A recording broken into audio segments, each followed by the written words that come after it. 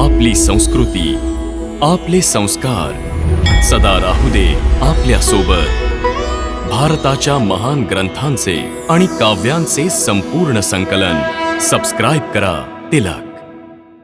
हे लंकेश, जर तुला आपल्या योद्ध्यांच्या शक्तीवर अभिमान आहे तर मी श्रीरामांच्या वतीनं आपल्या समस्त योद्ध्यांना आव्हान देतो. मी माझा पाय आपल्या या दरबारात घट्ट रोवतो.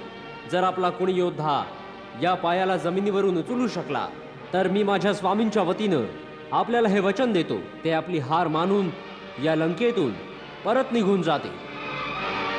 जय श्रीराम.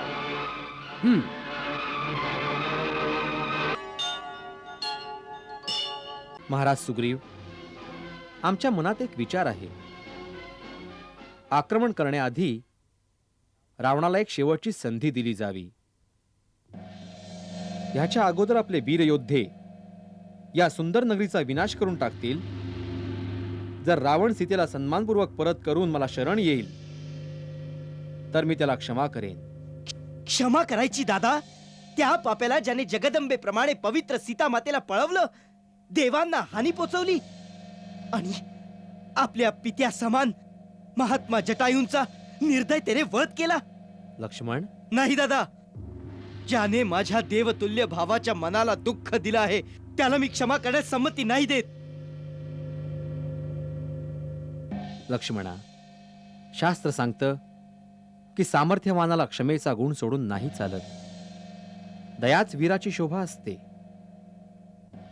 देवगुरु बृहस्पतींनी राजनीतीचे शिक्षण देताना सांगितले आहे की स्वतःच्या क्रोधाला प्रदर्शित करताना, कोणी एका व्यक्तीला पापाचा दंड देताना जर त्याची प्रजा आणि निर्दोष प्राण्यांचा सर्वनाश होण्याची संभावना असेल तर वीरपुरुषाने स्वतःच्या क्रोधाला शांत करून क्षमेच्या गुणाला स्वीकारावे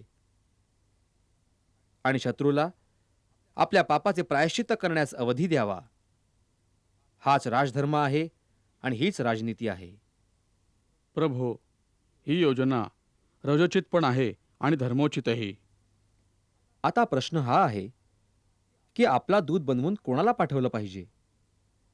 कारण की दूत असा असला पाहिजे जो परमबुद्धिमान हवा, परमवीर पण हवा.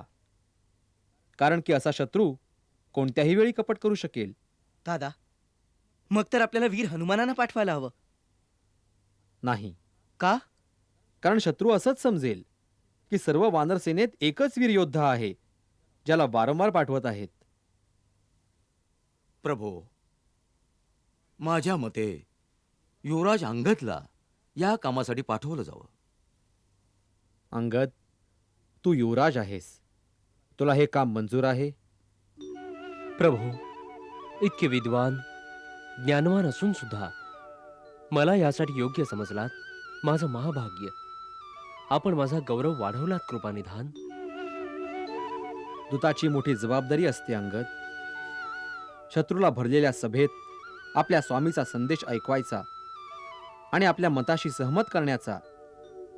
आपल्या स्वामीच्या शक्तीचे अशा प्रकारे वर्णन कर की आपल्या स्वामीचा मानही राहील आणि समोर ऐकणाऱ्याला आपला अपमानही वाटणार नाही. आत्मसंयम दूताचा सर्वात मोठा गुण आहे अंगद. प्रभू, ज्याच्या डोक्यावर वरदहस्त ठेवाल तो बुद्धी, विवेक, गुण, ज्ञान यांची खाण बनतो कृपानिधान. तू काय उद्देश घेऊन चालला आहेस हे चांगल्या प्रकारे समज. रावणाने सन्मानपूर्वक सीतेला परत पाठवावे, रक्तपात आणि संघर्षाची वेळ येऊ नये, हाच उद्देश आहे आमचा. तू आमच्याकडून शांती दूत बनून जात आहेस बालीकुमार. शांती संदेश हा रामाचा घेऊन जा युवराज. एक अवसर द्या शत्रूला, वीरोचित हे काम, वीरोचित हे काम. मला आशीर्वाद द्या रघुनाथ. मी सफल होऊन आपल्या पायाशी परत येईन. दूताचे आणखीन एक कर्तव्य असते बालीकुमार. शत्रूच्या समोर आपल्या दलाची शक्ती आणि सेनेच्या बलसामर्थ्याचे वर्णन अशा चतुराईने करायचे की शत्रू आतल्या आत थरथरला पाहिजे. ज्या विश्वासानं आपण ही जबाबदारी माझ्यावर दिली आहे ती मी निभावू शकेन असा आशीर्वाद द्या मला प्रभू. जा, विजयी हो. मला आज्ञा द्या महाराज. सफल होऊन परत.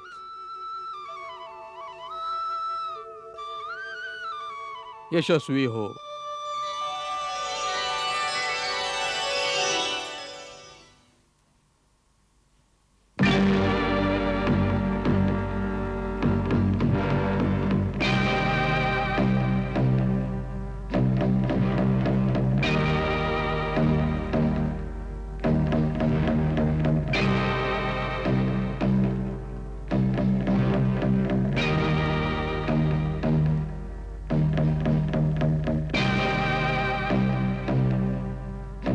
सावधान! कोण आहेस तू? राजदूत, कुणाचा राजदूत? आमचे स्वामी श्री रामप्रभूंचा दूत. येण्याचा उद्देश? लंका नरेश रावणाला आमचे स्वामी श्री रामांचा संदेश देणं. तिथेच उभा राहा. सेनापतीची परवानगी मिळाल्यावरच पुढे येऊ शकशील. मी परवानगीची वाट पाहेन. कोण आहे? शत्रूचा दूत आहे. शत्रूचा दूत आहे. सेनानायकाला सांगा. शत्रूचा दूत आहे, सेनानायकांना सांगा. शत्रूचा दूत आहे, सेनानायकांना सांगा. शत्रूचा दूत आहे. सेनानायकाला सांगा.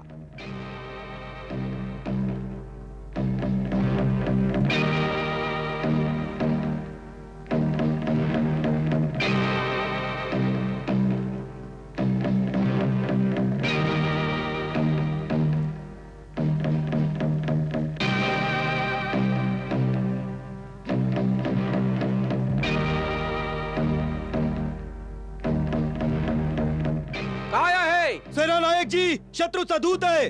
आत येण्याची परवानगी मागतोय. येऊ दे, परंतु त्याला सांगा की त्याच्या सेनेला मागे पाठव. त्यानंतरच दार उघडलं जाईल. आपल्या सेनेला मागे जाण्यास सांगावं, नंतरच नगराचं दार उघडण्यात येईल. सर्वांनी मागे जावं.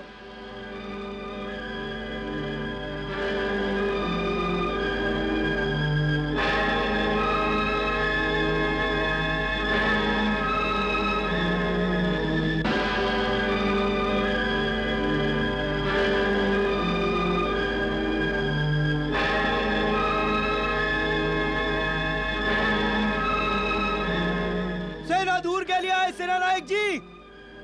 दरवाजे उघडले जावेत.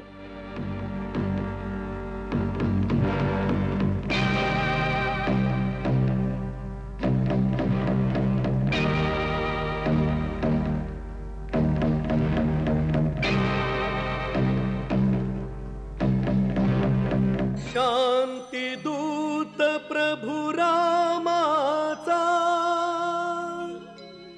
घेऊन शांती संदेश. असत अधर्म अनीतीच्या नगरी केला प्रवेश. नगरी केला प्रवेश. तुला महाराजांना भेटायचं आहे? होय. दूताला शस्त्राची आवश्यकता नसते. आपली गदा इथेच ठेव. जय श्रीराम.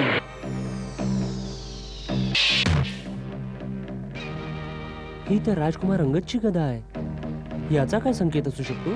त्याने दूताला आपले शस्त्रे सोडण्यास सांगितले असणार. त्यामुळे राजकुमाराने आपली गदा त्यांना न देता आपल्या सेनेकडे पाठवली.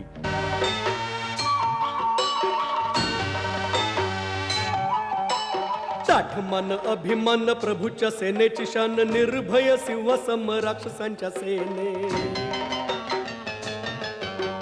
साहस अपार प्रभु रामाचा आधार. जणू उडी गेई महासागराच्या उदरात.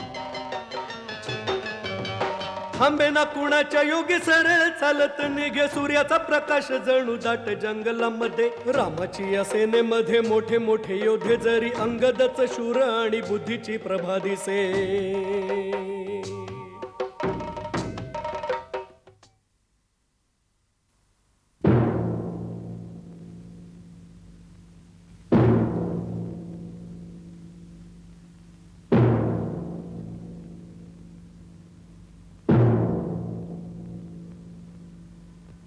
लंकेश्वरांचा विजय असो. काय महाराज, शत्रूचा एक दूत आला आहे. त्याचं म्हणणं आहे की त्याने असा एक प्रस्ताव आणलाय ज्यामुळे युद्ध करण्याची आवश्यकता नाही पडणार आणि लंकेत शांती लाभेल. शांतीचा प्रस्ताव आणला आहे. वा रामा, युद्धाच्या आधीच शांतीदूत पाठवून दिलास. अजून तर तू आमच्या चंद्रहासाची चमक पाहिली नाहीस, आधीच घाबरून गेलास.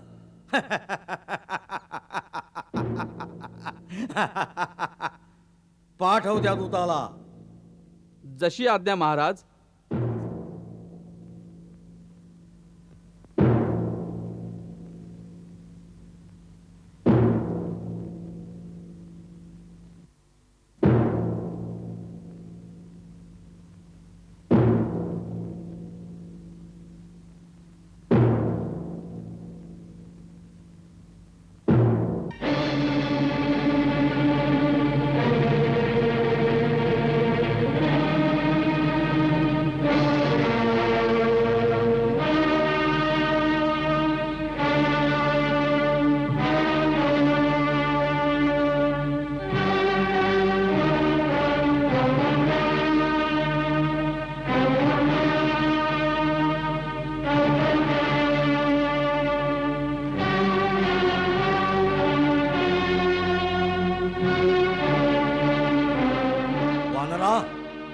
कोण आहेस तू आणि काय संदेश घेऊन आलायस? महाराज, सभ्य देशांच्या राजदरबाराची पद्धत असते की दुसऱ्या राज्यातून आलेल्या राजदूताचा आदर करून प्रथम त्याला आसन दिलं जातं. नंतर सन्मानानं त्याचं आदरातिथ्य करून त्याला त्याच्या येण्याचं कारण विचारलं जातं. मूर्खा, इतकं पण माहित नाही की राजदूत त्याला म्हणतात ज्याला एखाद्या राजानं पाठवलेलं असतं. जंगलातून आलेल्या कोण्या भिकाऱ्यानं पाठवलेल्या वांद्राला राजदूत नाही म्हणत. आपण राजांची गोष्ट करता लंकेश्वर. मी ज्यांचा दूत आहे ते तर राजांचेही राजा आहेत, राजराजेश्वर आहेत. ते केवळ या भूमिखंडाचेच नाहीत, परंतु तीनही लोकांचे स्वामी आहेत. देवता, वेद आणि विधींचेही ते नायक आहेत. मी त्याच त्रिलोकेश्वराचा, श्रीरामांचा राजदूत आहे. तो हरी आहे, हर आहे वा ब्रह्मा आहे? कोण आहे तो? तू इतक्या मोठ्या मोठ्या गोष्टी जे मला ऐकवतो आहेस त्या तुझ्या रामाची वास्तविकता एवढीच आहे की तो एक भटकणारा वनवासी आहे ज्याला त्याच्या राज्यातून हकलवलं गेलं आहे. सांग, त्या भिकाऱ्यानं काय संदेश देऊन पाठवलाय तुला? महाराज रावण, आपण माझ्या स्वामी राजराजेश्वर श्रीरामांचा अपमान केलाय, म्हणून मला नियमानुसार या सभेतून निघून जायला हवं. राजदूताचा सन्मान त्याच्या राजाचा सन्मान असतो. म्हणून राजदूताचं प्रथम कर्तव्य आहे की तो आपल्या सन्मानाचं रक्षण करेल, कारण की माझ्या अपमानाचा अर्थ होईल माझे स्वामी राजराजेश्वर श्रीरामांचा अपमान. म्हणून माझ्यासाठी दोनच मार्ग आहेत. पहिला तर हा की जिथे सन्मानपूर्वक आसन नाही दिलं गेलं मी त्या सभेतून निघून जाणं. परंतु जो संदेश मी आणलाय तो इतका महत्त्वपूर्ण आहे, त्यावर लंकावासियांचं, सर्व राक्षस जातीचं जीवन मरण अवलंबून आहे. त्यासाठी माझा दुसरा मार्ग हा आहे की मी या सभेत माझ्यासाठी एक राज्योचित आसन स्वतःच निर्माण करावं. त्यावर सन्मानपूर्वक बसून मी आपल्या राजाचा संदेश आपल्यापर्यंत पोहोचवू शकेन. जय श्रीराम.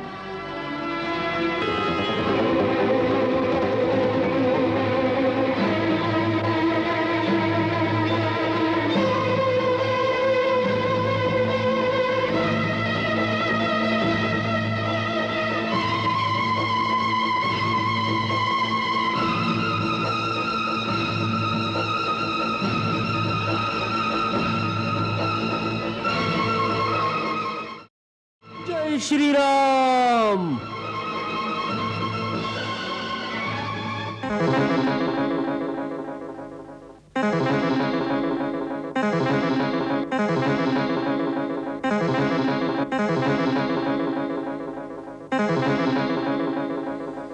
अंगद देयनी तिस शासन आजवर कुणी नच पाहियासम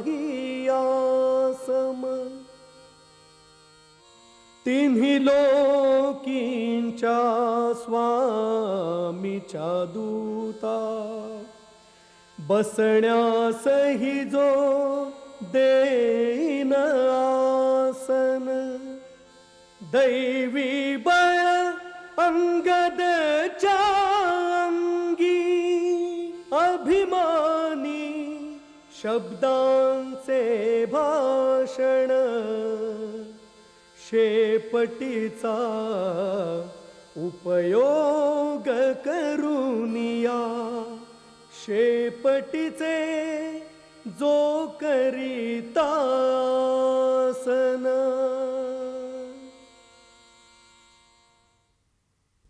हे दशग्रीव, आता माझ्या येण्याचं कारण ऐक. मी आपलं हित आणि चांगल्यासाठी श्री रघुवीरांचा दूत बनून आलो आहे. महाराज, माझ्या पित्याबरोबर आपली मित्रता होती, म्हणूनही मी आपल्याला चांगलं मत द्यायला आलो आहे. आपलं कुळ उत्तम आहे. आपण पोलिस ऋषींचे पुत्र आहात. आपण शिवाची आणि ब्रह्माजींची पूजा करून त्यांच्याकडून पुष्कळसे वर मिळवले आहेत आणि आपण सिद्ध केलंय. त्याच शक्तीने आपण सर्व लोकपालांना जिंकलाय.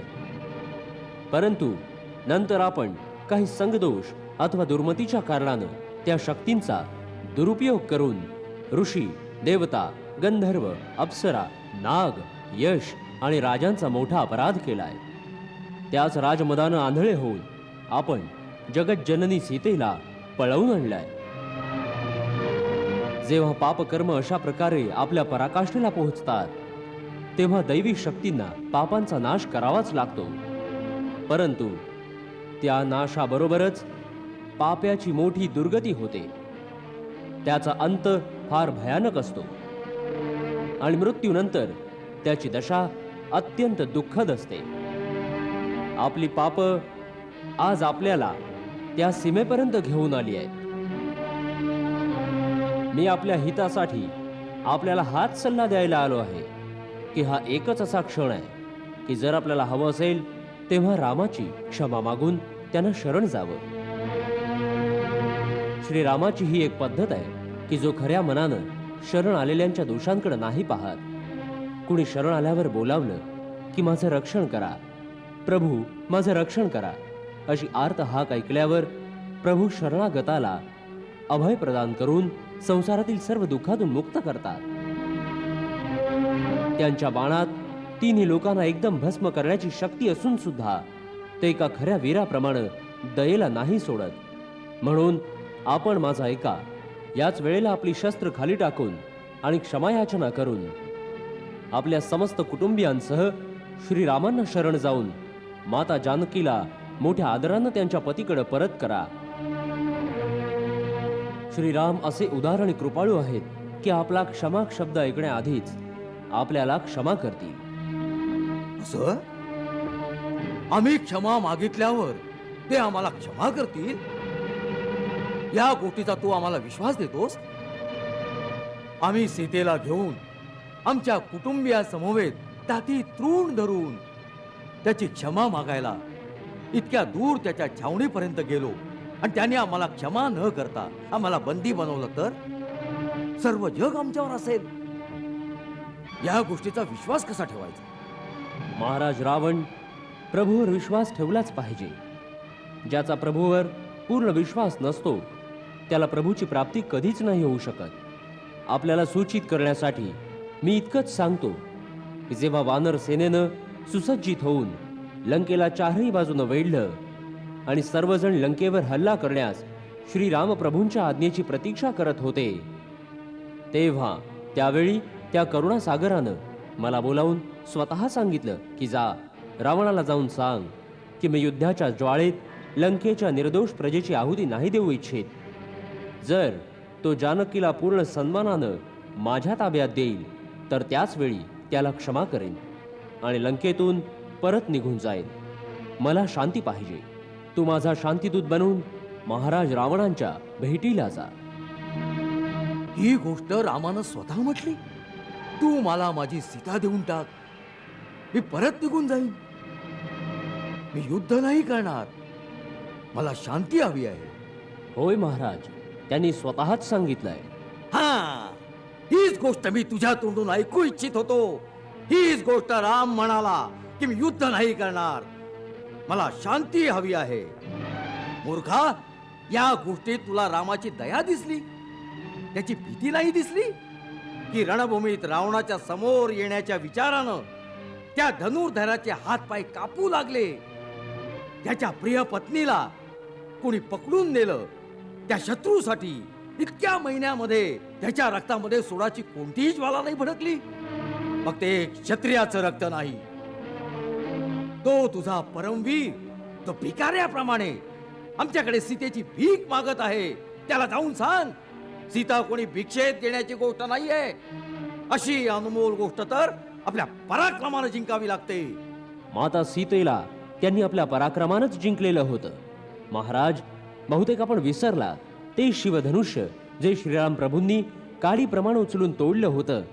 त्याच धनुष्यावर आपल्या सामर्थ्याची परीक्षा पाहण्यासाठी आपणही गेला होतात आणि ऐकलंय ते आपल्याला उचलताही नाही आलं.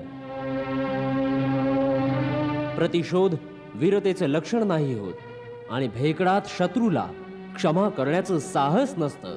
या दंतकथामध्ये काय ठेवलंय मूर्ख वानरा? तू म्हणाला होतास तुझे वडील आमचे मित्र होते, पण आपल्या कुळाची ओळख नाही दिलीस तू. महाराज, देवराज इंद्राचा पौत्र महाराज वालींचा मी पुत्र आहे. माझं नाव अंगद आहे. मी अशीही एक दंतकथा ऐकली आहे की माझे वडील महाराज वालींनी एका वेळी रावण नावाच्या कोण्या प्राण्याला आपल्या शेपटीत बांधून अनेक पर्वत फिरत राहिले होते. हा तोच वाली आहे ज्यानं अमृत मंथनाच्या वेळी समुद्राला घुसळण्यासाठी मदत केली होती. तू वानरराज वालीचा पुत्र आहेस? त्यांचे व आमचे मैत्रीचे संबंध होते. आम्हाला हे पाहून अत्यंत दुःख होत आहे की अशा महाबलवानाचा पुत्र असून एका तुच्छ मानवाचा दूत बनून आनंदित होत आहेस. जो तुझ्या वडिलांचा हत्यारा आहे त्याच्या मागे सेवकाप्रमाणे हात जोडून चालत आहेस. तू आपल्या वंशाला लाज आणली सांगत. असंही असेल की बालीच्या मरणानंतर सुग्रीवाच्या भयाने कुणीही बिचाऱ्या अंगदची साथ नसेल दिली आणि हा निस्सहाय्य अवस्थेत आपले काका आणि पितृहत्या करणाऱ्याची सेवा करण्यासाठी विवश झाला असेल. जर हीच गोष्ट असेल तर आम्ही असताना तू स्वतःला असहाय्य समजू नकोस. अंगद, तू आमच्या पुत्राप्रमाणे आहेस. आम्ही तुला तुझं राज्य परत मिळवून देऊ. तुझ्या वडिलांच्या गादीवर तुझाच अधिकार आहे. तू स्वतःला असहाय्य समजू नकोस. आपल्या मनातील बदल्याची भावना विजू देऊ नकोस. तू रामाच्या विश्वासातील आहेस. त्याचा फायदा घे. एकांतात हळूच त्याचा वध करून आपल्या पित्याच्या हत्येचा बदला घे. हेच एका वीर पुत्राचं कर्तव्य आहे.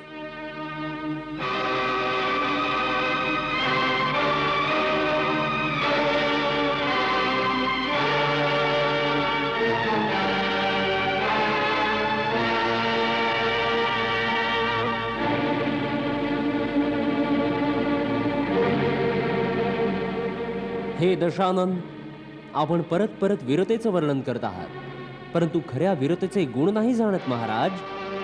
प्रतिशोध वीरतेचं लक्षण नाही आहे आणि भेकड कधी शत्रूला क्षमा करण्याचं साहस नाही करू शकत. जर श्रीराम प्रभू आपल्या अपराधांना विसरून आपल्या चरणांशी आश्रय प्रदान करतील तर ती त्यांची महानता आहे, त्यांची उदारता आहे, त्यांची परमवीरता आहे, भेकडपणा नाही. ज्यांनी आपल्या बाणांनी आपली आजी तारका, आपले मामा मारीच, आपला भाऊ खरदूषण यासारख्या योद्ध्यांना आपल्या विशाल सेनेबरोबर एकट्यानंच मारलं, त्यांना शक्तिहीन नका समजू. ते तिन्ही लोकांचे स्वामी आहेत. माझ्या महाबली पित्यानं मरते वेळी मला हे रहस्य सांगितलं होतं आणि आज्ञा केली होती की मी त्यांच्या श्रीचरणाची सेवा करत राहावं. म्हणून आपण माझ्यावर दया करून माझी सहायता करण्याची गरज नाही, आणि आपण आपल्यावर दया करा आणि जमलं तर श्रीरामांच्या चरणाशी शरण जाऊन आपला देश आणि राक्षस जातीचा नाश होण्यापासून वाचवा. बस!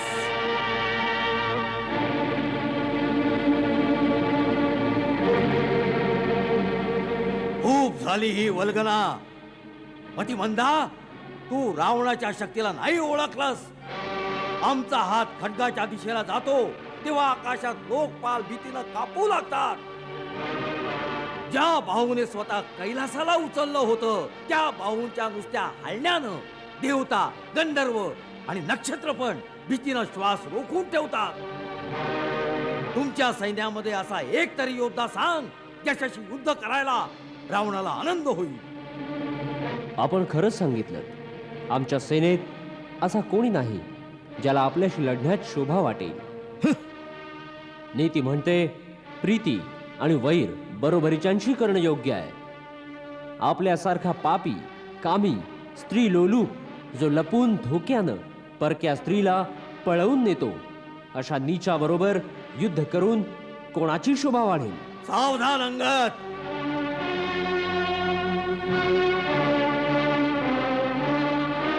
हे नको समजूस की दूत बनून आला आहेस म्हणून तू काहीही बोललास तरी आमच्या हातून वाचशील.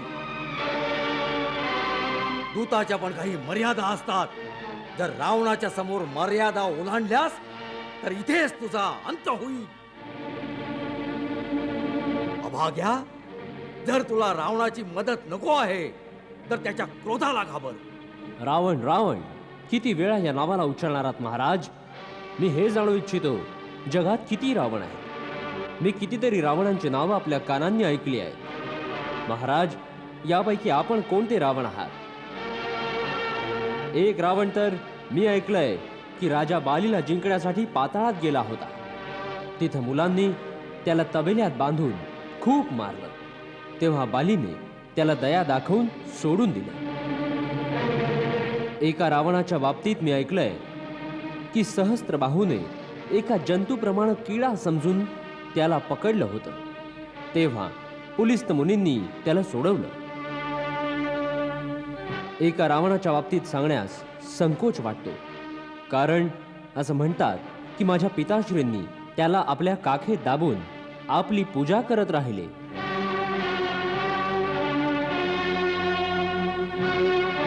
अशा अशा वीरात आपण कोणते रावण आहात महाराज? मूर्खा, आम्ही तोच बलवान रावण आहोत ज्याच्या बाहूंची लीला कैलास पर्वत जाणतो. आमची शूरवीरता उमापती महादेवांना स्वीकार आहे. ज्यांच्यावर मुंडक्यांची फुलं चढवून आम्ही ज्यांची पूजा केली, आमच्या बाहूंचा पराक्रम दिग्पाल जाणतात. आमच्या छातीची कठोरता दाही दिशांचे हत्ती जाणतात. त्या दिग्गजांचे हात या छातीवर आदळून आदळून तुटले आहेत. आम्ही ते जगप्रतापी प्रसिद्ध रावण आहोत ज्याच्या चालण्यानं पृथ्वी अशा प्रकारे डोलते जशी नावेत कोणी हत्ती चढला आहे. त्या रावणापुढे त्या मनुष्य रामाबद्दल बोलतो आहेस? मूर्खा, काही वानरांच्या साह्यानं ज्यानं समुद्रावर सेतू बांधला, हीच त्याची शूरता आहे. समुद्र तर पक्षी पण ओलांडतात, पण त्यामुळे ते काही शूरवीर नाही ठरत. जर तुझा स्वामी असा योद्धा आहे तर दूत कसले पाठवतो? शत्रूशी युती करताना त्या लाज नाही वाटत? महाराज, लाज तर केवळ आपलाच गुण आहे. या लाजेमुळेच आपण आपले गुण वारंवार गाताना नाही थकत. हे लंकेश, रामानं घाबरून मला दूत बनवून संधी करण्यास नाही पाठवलं.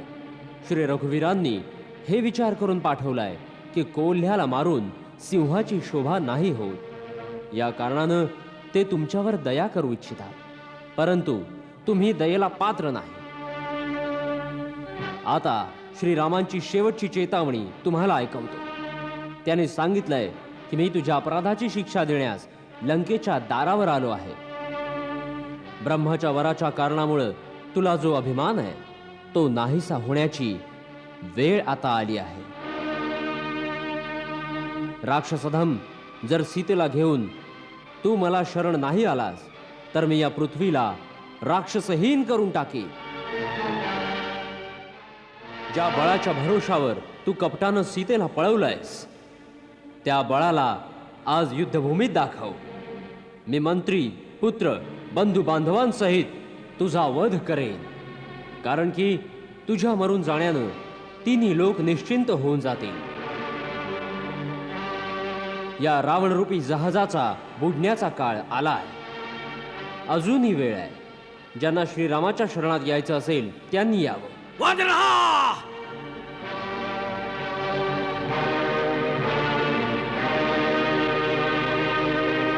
आता यानं याचा जिवंत राहण्याचा अधिकार गमावलाय. या सभेत याचं डोकं कापून याला रावणाच्या शक्तीचं दर्शन घडू देत. आज्ञेचं पालन व्हावं.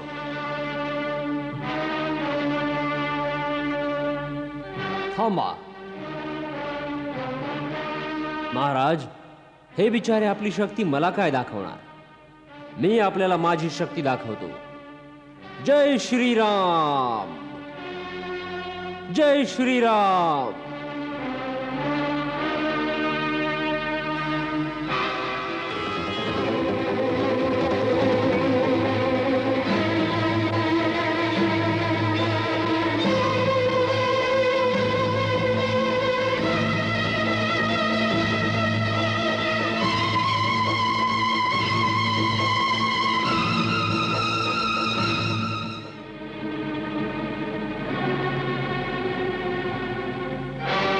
हे लंकेश, जर तुला आपल्या योद्ध्यांच्या शक्तीवर अभिमान आहे तर मी श्रीरामांच्या वतीनं आपल्या समस्त योद्ध्यांना आव्हान देतो. मी माझा पाय आपल्या या दरबारात घट्ट रोवतो. जर आपला कोणी योद्धा या पायाला जमिनीवरून उचलू शकला तर मी माझ्या स्वामींच्या वतीनं आपल्याला हे वचन देतो, ते आपली हार मानून या लंकेतून परत निघून जाते. जय श्रीराम.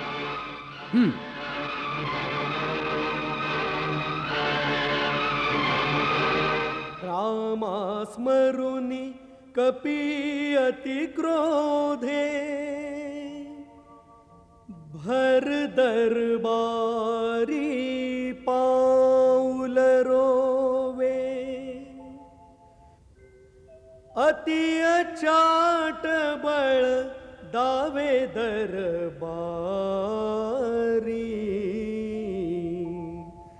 राम सीतेचा भक्त भारी.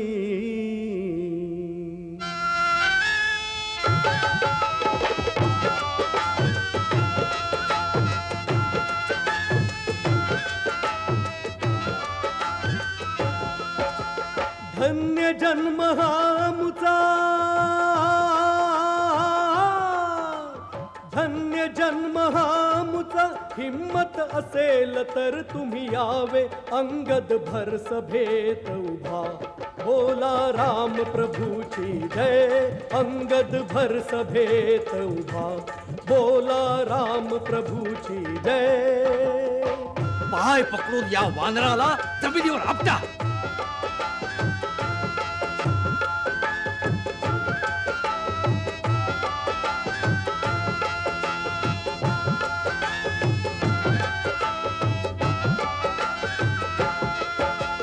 एक एक योद्धा येई हो, एक एक योद्धा येई. आपली सारी शक्ती लावी. पाय जराही नत सुभर हाले. बोला राम प्रभूची जय. पाय जराही नत सुभर हाले. बोला राम प्रभूची जय.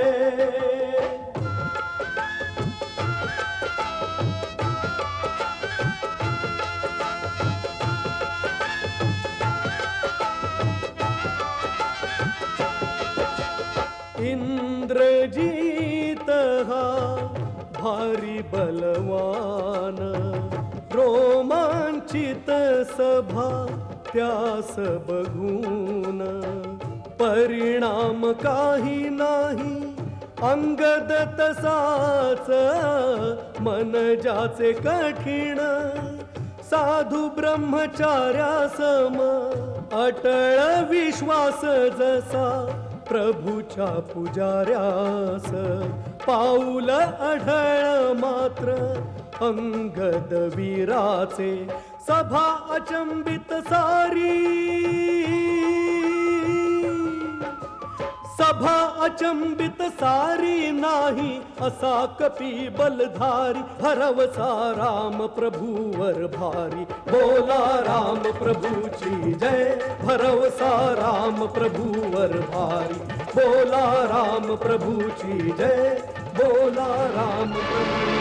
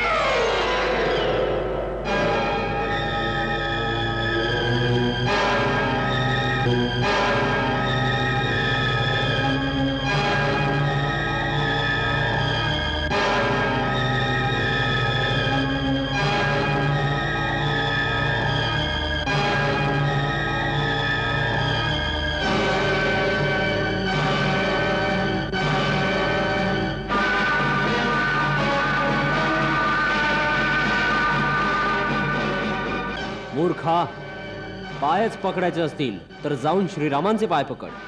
त्यांच्या चरणाशी मुक्तीचं द्वार आहे. माझे पाय का पकडतोस? माझं आव्हान आपल्या योद्ध्यांना होतं, आपल्याला नाही. आपल्याला तर मी हेच सांगेन, श्रीरामांचे चरण पकडा तर आपलं कल्याण होईल.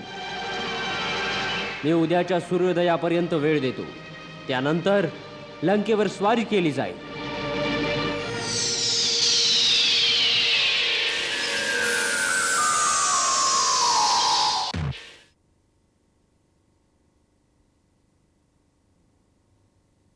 दादा, हा कोणाचा मुकुट आहे? हा तर महाराज रावणाचा मुकुट आहे. रावणाचा? होय. इंद्रजित, पकड याला. जाता कामा नये. जय श्रीराम.